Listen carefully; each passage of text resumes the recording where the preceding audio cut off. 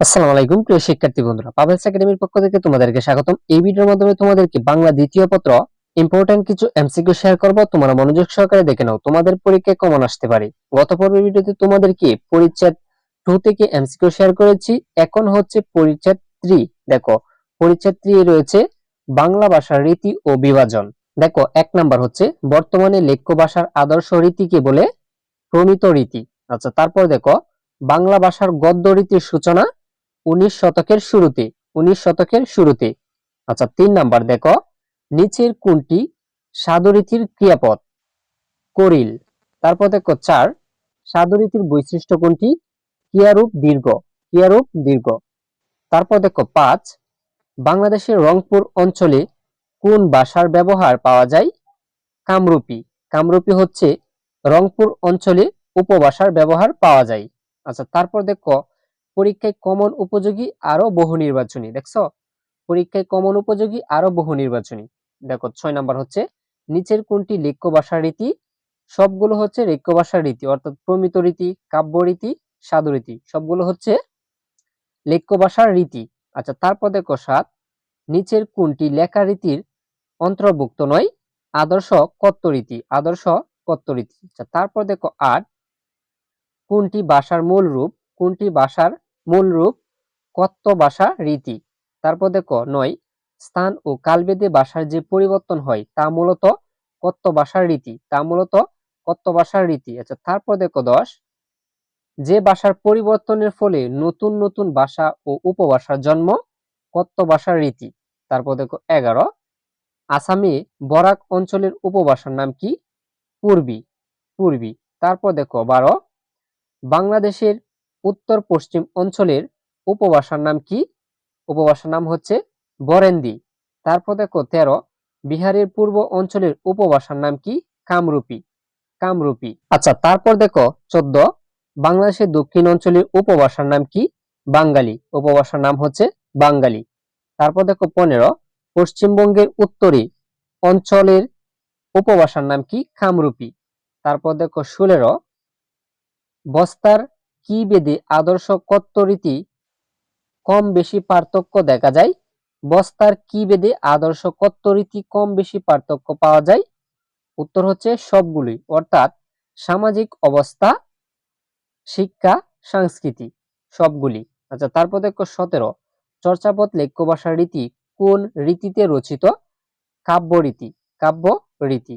আচ্ছা, তারপর দেখো 18 বাংলা ভাষার আদি নিদর্শন চর্যাপদ কত সালে রচিত হয়েছিল?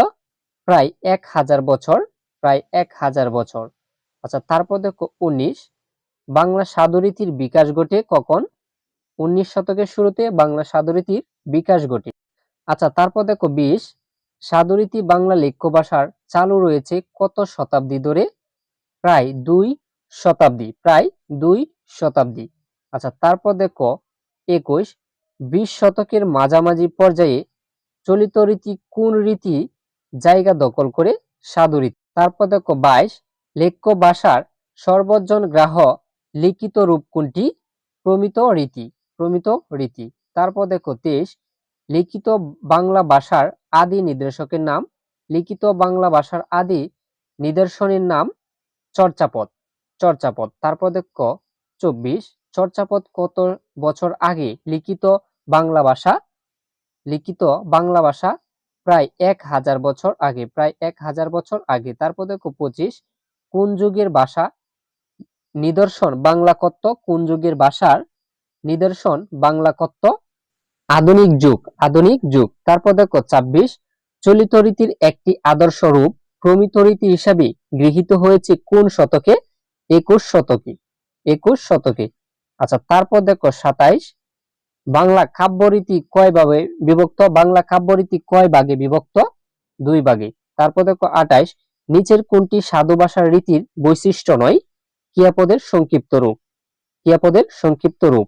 আচ্ছা, তারপর দেখো 29 ক্রিয়া সর্বনাম ও অনুসর্গের সংক্ষিপ্ত রূপ ব্যবহৃত হয় কোন রীতিতে? চলিত রীতি। তারপর দেখো 30 শিশু প্রমিত রীতি লেখার প্রধান মাধ্যম? লেখার প্রধান মাধ্যম হচ্ছে পাঠ্যপুস্তক।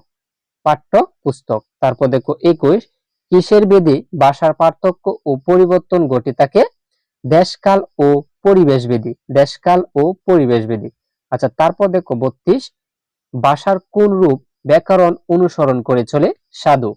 তারপর দেখো 33, বিভিন্ন অঞ্চলের উপভাষার কথ্যরীতি সমন্বয়ে সৃষ্টজনের ব্যবহৃত ভাষাকে কি বলে?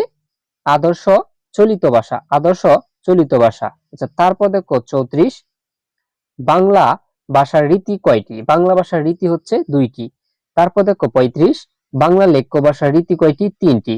তারপর দেখো 36, সাধু ভাষার বৈশিষ্ট্য কোনটি? গরুগম্ভীর। সাধু ভাষার বৈশিষ্ট্য হচ্ছে গরুগম্ভীর। আচ্ছা, তারপর দেখো 37, ভাষার কোন রূপ ব্যাকরণ অনুসরণ করে চলে? সাধু। তারপর দেখো 38, কোন ভাষারীতির পদবিন্যাস সুনিয়ন্ত্রিত ও সুনির্দিষ্ট? সাধু ভাষা। সাধু ভাষা। আচ্ছা, তারপর দেখো 39, বাংলা সাহিত্যর চলিত রীতির প্রবর্তক কে? বাংলা সাহিত্য চলিত রীতির প্রবর্তক কে? চলিত রীতির প্রবর্তক হচ্ছে প্রমথ চৌধুরী। তারপর দেখো 40, আঞ্চলিক ভেদ সহজে বোঝা যায় কোন রীতির? কথ্য রীতি। সহজে বোঝা যায় কোন রীতির? কথ্য রীতির। আচ্ছা, তারপর দেখো 41, আসামে বরাক ও ত্রিপুরা অঞ্চলের উপভাষা কি নামে রচিত? পূর্বী। তারপর দেখো 42, সাধু ও চলিত ভাষার মূল পার্থক্য কোন পদে বেশি দেখা যায়? ক্রিয়া ও সর্বনামী। ক্রিয়া ও সর্বনামী। আচ্ছা, তারপর দেখো 43, কোনটি চলিত ভাষারীতির বৈশিষ্ট্য? তদ্বৎ শব্দবহুল। তদ্বৎ শব্দবহুল। আচ্ছা, তারপর দেখো 44, ভাষার কোন রীতি নাটকের সংগ্রাম ও বক্তৃতার অনুপযোগী? সাধুরীতি। সাধুরীতি। আচ্ছা, তারপর দেখো 45, সাহিত্যের একমাত্র কোন মাধ্যমটিতে ভাষারীতির মিশ্রণ দর্শনীয়? কবিতায়। তারপর দেখো 46, চলিত রীতির শব্দ কোনটি? তুলু। চলিত রীতির শব্দ হচ্ছে তুলু। আচ্ছা, তারপর দেখো 47, বর্ণ শব্দের চলিত রূপ কোনটি? বর্ণ শব্দের চলিত রূপ কোনটি? বনু। তারপর দেখো 48, নিচের কোনটি চলিত রীতির শব্দ? শুকনু। তারপর দেখো 49, বাংলা ভাষার সবচেয়ে পুরনো রীতি হলো পদ্যকাব্য। পদ্যকাব্য। আচ্ছা, তারপর দেখো সর্বশেষ 50, ত্রিপুরা ও পশ্চিমবঙ্গের যাবতীয় দাপ্তরিক কাজ চলে প্রমিত রীতিতে। সুপ্রিয় শিক্ষার্থী বন্ধুরা, এই ছিল বাংলা দ্বিতীয় পত্র পরিচ্ছেদ 3 থেকে তোমাদেরকে 50টি এমসিকিউ শেয়ার করেছি। আর এরকম যারা এমসিকিউ সাজেশন পেতে চাও অবশ্যই চ্যানেলটিকে সাবস্ক্রাইব করে সাথেই থাকো।